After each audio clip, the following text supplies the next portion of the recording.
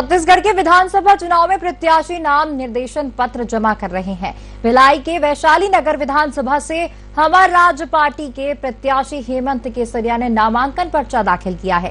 प्रत्याशी हेमंत केसरिया ने कहा कि विधानसभा क्षेत्र में सड़कों की हालत काफी दयनीय है। मूलभूत सुविधाओं के अभाव में आमजन को काफी परेशानी उठानी पड़ रही है। शिक्षा व्यवस्था को दुरुस्त करने सबसे ज्यादा जरूरत है। आमजन से जुड़े मुद्दों को लेकर जनता के बीच जाएंगे। बीजेपी और कांग्रेस सिर्फ एक दूसरे पर आरोप लगाने का काम करती हैं। छत्तीसगढ़ में चुनावी संग्राम काफी जोर शोर से अब चल रहा है और बात करें वैशाली नगर विधानसभा की, जो चुनाव की तारीख नजदीक आते जा रही है, दावेदारों के उम्मीदवारों की संख्या चाहे वो निर्दलीय का है बढ़ती जा रही है। हमारे साथ हमारी राज्य पार्टी से हेमंत केसरिया जी मौजूद हैं। बात करेंगे उनसे कि किस तरह से वो वैशाली नगर विधानसभा में उनकी तैयारी है, किस तरह से उनका प्रचार प्रसार रहेगा, जनता से वो किस तरह से मुलाकात करेंगे, क्या उनके दावे और वादे हैं, किन मुद्दों को लेकर के वो जनता के बीच जाएंगे, किस तरह से जनता को रिझा पाएंगे, तमाम बातें उनसे समझेंगे। केसरिया जी, सबसे पहले तो साधना न्यूज़ में आपका स्वागत है। जी, बहुत बहुत धन्यवाद आपका साधना चैनल न्यूज़ को। मैं एक सामाजिक कार्यकर्ता हूँ। मेरा कोई खानदानी नेतागिरी से नहीं गुजरा, कोई भी राजनीतिक पार्टी से नहीं है। हम कांग्रेस भाजपा हम सबके साथ में काम किए हैं। जोगी जी के ज़माना में भी मैंने उनका काम किया है। तो मेरे राजनीति में आने का मेन मतलब ये है कि मैंने देखा हमारे जो वैशाली नगर क्षेत्र है, बहुत ज़्यादा दिक्कत क्या क्या चीज़ का है ये मैं आपको स्पष्ट कर दूं। जैसे हमारे यहाँ आप जुनवानी एरिया में जाके देखें, इतना कच्चा नाली बना हुआ है, बड़ा बड़ा इतना गंदगी है उस आरी में, आजू बाजू में बस्ती वाले रहते हैं। और वैसे आप कैंप एरिया में आप जाके देखिए, पूरा कच्चा नाली। मतलब मैं ये मेरा कहने मतलब मुख्य फोकस जो है मूलभूत सुविधाओं को बहुत ज़्यादा समस्याएं हैं। जैसे हमारे क्षेत्र में जैसे कच्चा नाली का मैंने बता दिया, यदि हम आए पार्टी हमारे हम जीत के आए वैशाली नगर से, तो सबसे पहले मैं ये काम करूंगा, जितना कच्चा नाली उसको मैं अंडरग्राउंड वाले नाली बनवाने के लिए भरपूर प्रयास करूंगा। दूसरा एक समस्या सबसे बड़ी है हमारे कैंप एरिया में। कैंप एरिया के जो बच्चे हैं उनको IAS IPS की तैयारी करना है, वो बच्चे कोचिंग करने के लिए जाते हैं सेक्टर एरिया में, जबकि इस एरिया में इतने बहुल क्षेत्र है, वहाँ पे कोई भी ऐसा नहीं है। तो मैं ये सोच रहा हूँ कि हमारे क्षेत्र में हम एक ऐसे कोचिंग सेंटर डालें जिसमें हमारे बच्चों को सेक्टर एरिया जाने की जरूरत। अच्छा, सेक्टर में रेट भी ज़्यादा है पढ़ाई का। दूसरा जो कानूनी सलाह का केंद्र है, कानूनी सलाह, मैं छत्तीसगढ़ मानवाधिकार फाउंडेशन का दुर्ग संभाग अध्यक्ष भी हूँ, तो उसके नाते मैं गरीबों के लिए ये काम करता हूँ कि जिसके कानूनी सलाह है, छोटा मोटा मुद्दा को लेके मैं उनको हेल्प करता रहता हूँ। तीसरा एक समस्या सबसे बड़ा है हमारे यहाँ कैंप एरिया में, कि वो कैंप में पट्टे का जो जगह है, नाम जो ट्रांसफ़र नहीं हुआ है, हम ये कोशिश करेंगे। मैं यदि आ गया विधानसभा वैशाली नगर से जीत कर आ गया, तो सबसे पहला काम नाली का और ये पट्टा देने वाला जो मुद्दा है ये उठाऊंगा। तीसरा एक सबसे बड़ा मुद्दा है जो प्राइवेटाइजेशन हो रहा है, निजी हाथ में जो जा रहा है, तो ये भिलाई स्टील प्लांट का भी अब नंबर आ ही गया है जाने का।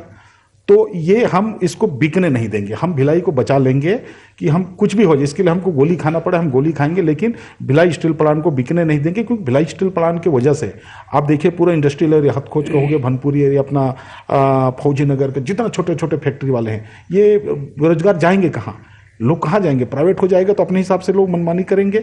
और उस एरिया में ESIC हॉस्पिटल, बड़े दुख की बात तो यह है कि इतने बड़े इंडस्ट्रियल एरिया जहाँ पे इतने मजदूर काम करते हैं, उनका ESIC का हॉस्पिटल नहीं है वहाँ पे, उनको इलाज कराने के लिए सुपे लाना पड़ता है, जबकि फैक्ट्री के मालिक लोग भी इसी एरिया में हैं, लेबर भी इसी एरिया में। तो सबसे ज़्यादा जरूरी है ये 3-4 चीज़ मेरा मुद्दा है।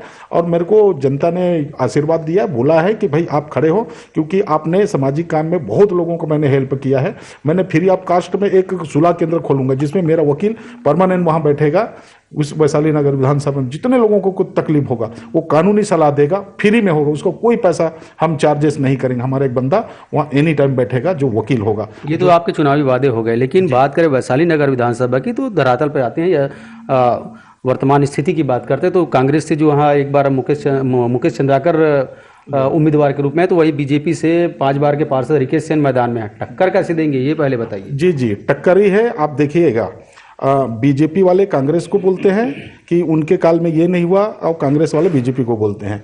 तो सबसे पहले आप मैं बताऊं कि निरंकारी जी भी यहाँ के विधायक रह चुके हैं, उनके कार्यकाल में जो काम नहीं हुआ उसको बीजेपी वाले बोलते हैं। बीजेपी में तो भसीन जी भी थे विधायक, तब भी उनका कुछ काम नहीं। इसका मतलब दोनों एक दूसरे के ऊपर आरोप प्रत्यारोप ये लोग करते रहते। कांग्रेस और भाजपा दोनों एक ही है, जबकि इनको अच्छे से पता है कि कांग्रेस ये नहीं किया, गलत किया, तो उसने, इसका मतलब दोनों गलत। ये तो पब्लिक को अब सोचना पड़ेगा वैशाली नगर के एरिया वालों को कि भाई उसने गलत किया, इसका मतलब दोनों ने गलत किया है। तो सही किसने किया? सही यही का आदमी करेगा जो कांग्रेस भाजपा से हटके जो पार्टी आएगा, जो विधायक बनेगा, वो वैशाली नगर को उद्धार करेगा, तभी हमारे वैशाली नगर का नाम अच्छा होगा। ये मैं आपसे कहना चाहता हूँ। मतदान की तारीख एकदम नज़दीक आ चुकी है, जनता के बीच कैसे जाएंगे, कैसे उन्हें रिझाएंगे, किस तरह से आपका प्रचार प्रसार अभियान कार्यक्रम रहेगा? जी जी जी, जनता को रिझाने की जरूरत नहीं है, जनता समझदार हो चुकी है। अब ये कांग्रेस भाजपा दोनों का हमने देख लिया है, कार्यकाल को दोनों पार्टी को देख लिए हैं, एक बार कांग्रेस, एक बार भाजपा, एक बार कांग्रेस, एक बार भाजपा। तो इस बार ऐसे वैशाली नगर के जो मतदाता है, इन लोगों ने पूरा मन बना लिया है। क्योंकि देखिए, भीड़ बढ़ा लेने से कोई बहुत बड़ा मुद्दा नहीं हो जाता है। शेर तो अकेला चलता है, शेर को अकेले चलने की आदत है, शेर अकेला चढ़ेगा, भीड़ में तो गीदड़ चढ़ता है ना। तो ये भीड़ दिखाने से कोई फायदा नहीं है। मेन है लोगों को समस्या। हमारे एरिया में पट्टा नहीं मिला है अभी तक। देखिए, हम पट्टा दिलाएंगे, हम बोल रहे हैं ना, हम लड़ेंगे इसको पट्टा के लिए। अब देखो, गरीब बस्ती, बहुल बस्ती, पूरा ये इंडस्ट्रियल एरिया में SIC हॉस्पिटल, ऐसे सब बहुत सारे ऐसे मुद्दे हैं जिसमें कांग्रेस भाजपा आपस में घोटाला ये किया वो किया, यही उनका कहना है। बाकी इसके अलावा कुछ नहीं। मतलब दोनों पार्टी करते हैं। कांग्रेस वाला जब दम से बोल रहा है कि भाजपा ने घोटाला ये किया वो किया, और बीजेपी वाला बोलता है कांग्रेस का नाम, इसका मतलब दोनों में घोटाला है। तो ये पब्लिक को सोचना पड़ेगा, इसका मतलब दोनों पार्टी घोटालेबाज पार्टी है। ये तो सीधी सी बात है ना। ये तो पब्लिक के सामने ये लोग आपस में बोल रहे, एक दूसरे के ऊपर लगा रहे आरोप, मतलब दोनों पार्टी ऐसा ही है। वैशाली नगर क्षेत्र एक तरह से बीजेपी का गढ़ माना जाता है। अब तक जितनी भी विधानसभा चुनाव हुई, बीजेपी के विधायक वहाँ पे बने हैं। अब चूंकि इस विधानसभा चुनाव में अब देखते हैं किसकी जहाँ तक विधायक या प्रत्याशी वहाँ से जीत करके आएंगे। लेकिन बात करें छत्तीसगढ़ में क्षेत्रीय पार्टी की, तो अब तक कोई सरकार क्षेत्रीय पार्टी की नहीं बनी है। और खासकर वैशाली नगर विधानसभा में क्या लगता है आपको, जहाँ बीजेपी का गढ़ है वहाँ क्षेत्रीय पार्टी पर भरोसा करेगी वहाँ की जनता? जी जी, बिल्कुल भरोसा करेगी जनता, क्योंकि दोनों पार्टी का इन लोगों ने देख लिया है। ये वादा करते जरूर हैं, जब तक चुनाव है तब तक नेता नजर आते हैं। हम तो बोलते हैं हर 6 महीने हम चुनाव करवा दें, नेता कम आपके पब्लिक के बीच में रहेगा। 5 साल लोग दिखते नहीं है, दर्शन नहीं आते, चुनाव जीत गए धीरे से गायब हो जाते हैं। 6 महीने में कैसे चुनाव होगा? नहीं, ये बोल रहा हूं मैं, सरकार यदि चाहे तो। लेकिन ये गलत बात है कि आप बोलते हैं जरूर, वादा कर दिए ये करेंगे वो करेंगे, करते कुछ नहीं है। 5 साल तक उसके बाद में नजर ही नहीं आते हैं। तो ये चुनावी जुमलाबाजी है इनका। मेरा सवाल ये है, क्षेत्रीय पार्टी पर क्या आपकी जो पार्टी हमारा राज्य पार्टी, उस पर वैशाली नगर की जनता विश्वास करेगी? बिल्कुल विश्वास करेगी, क्योंकि ये लोकल पार्टी छत्तीसगढ़ के जनता का पार्टी है। ST SC OBC और माइनॉरिटी ये सब मिला के हम लोगों ने एक पार्टी बनाई जिसको नाम है सर्व समाज महासंघ। वहीं से पार्टी निकला। और मैं सामाजिक कार्यकर्ता हूँ, मैं सारे समाज के लोगों को, गरीबों के लिए मैंने काम करता है, तो मेरे को लोग जानते हैं, पहचानते हैं। फिर से वही सवाल दोहराना चाहूँगा, चुनाव काफ़ी नज़दीक, मतदान काफ़ी नज़दीक आ चुकी थी, तारीख जो है बूथ स्तर पर, वार्ड स्तर पर किस तरह से आपके कार्यक्रम चल रहे हैं? बिल्कुल, अभी हम कार्यक्रम, अभी तो हमने उतना फुल तैयारी नहीं हुआ, क्योंकि सबसे जरूरी संसाधन की जरूरत पड़ता है। अब हम तो गरीब पार्टी है, हमने स्टार्ट अभी किया है। लोगों में अभी हमने परिचय कर लिया है कि हम यदि सत्ता में आए, हमारा विधानसभा में यदि हम वैशाली नगर से आए, तो ये मेल काम हम करेंगे। और लोगों का रुझान भी है, मैंने जहाँ जहाँ जा रहा हूँ लोग बोलते भी हैं आपने सही काम किया केसरिया जी, कि आपने कम से कम ये लाइन को चुने कम से कम। क्योंकि बीजेपी भाजपा तो देख देख के सभी बोर हो चुके हैं अब, क्योंकि ये बस आरोप प्रत्यारोप करते हैं, इसके अलावा इनका कुछ नहीं है। और जितना जो प्राइवेटाइजेशन जो हो रहा है, इसके लिए मैं सबसे बड़ा मुद्दा है, मैं भिलाई स्टील प्लांट का मुद्दा इसीलिए उठा रहा हूँ, क्योंकि हम बिकने नहीं देंगे। नगर नार जैसे बिक गया, बड़े बड़े प्लांट को बेच रहे हैं, प्राइवेट हाथ में दे रहे हैं। प्राइवेट हाथ में देने से गरीब का नुकसान होगा। भाई वो अपने मर्जी से काम कराएंगे, ठेकेदारी प्रथा हो जाएगा, ठेकेदार अपने हिसाब से आदमी रखेगा।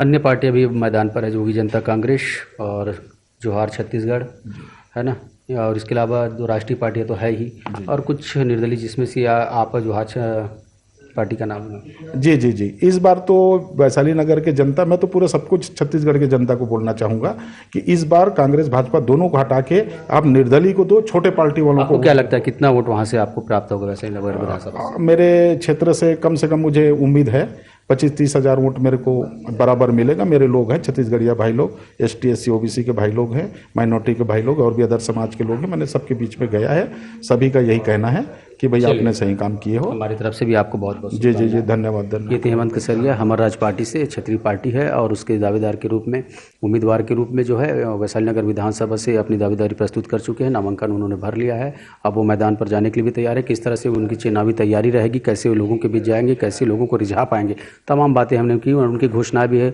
चैनल के माध्यम से उन्होंने अपनी रखी है।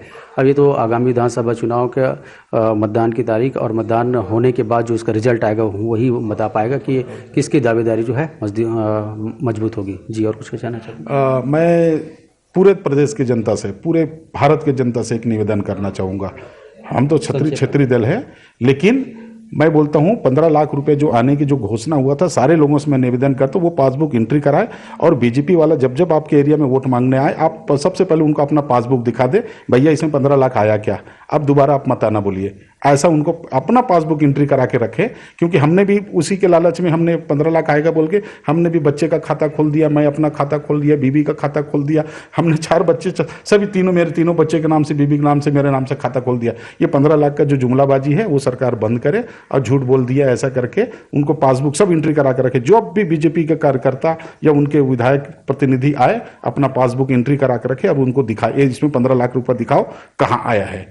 जय हिंद, जय छत्तीसगढ़। दुर्ग भिलाई से साधना न्यूज़ के लिए लोकेश।